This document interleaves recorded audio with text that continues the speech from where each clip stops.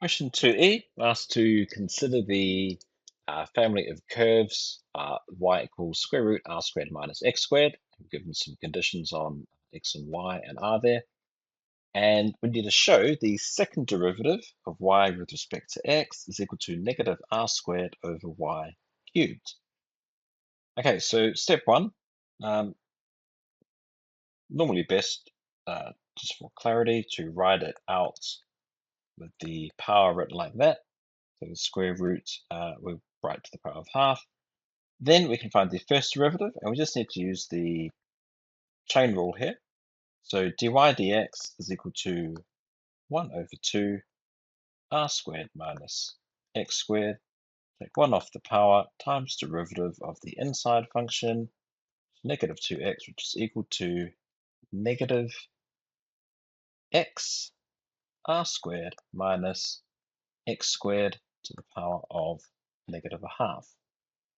Okay, you might also notice r squared minus x squared to the negative half is just 1 over the square root of r squared minus x squared. So you could also write it as just negative x over y. Okay, so depending on which way you decide to write it, the second part, we can either use implicit differentiation and do the negative x over y and use the quotient rule or product rule, or we could just use this part here. Okay, I'm just going to use that part that I just highlighted, and I'm going to use the product rule.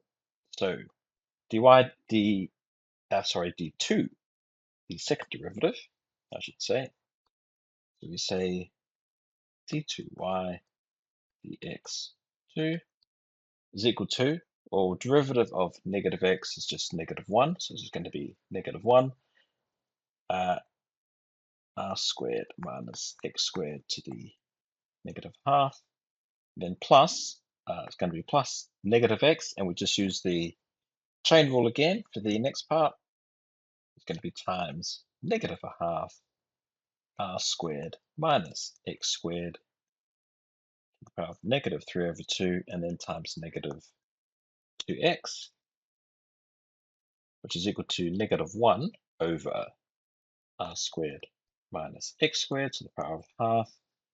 And then we get subtract, it's going to be negative x squared over r squared minus x squared to the power of 3 over 2.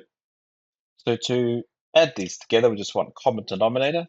So that's r to the power of a half. If I just times by, so that's r squared minus x squared to the power of half. So times top and bottom by r squared minus x squared, all to the power of 1. We're going to get then negative r squared minus x squared,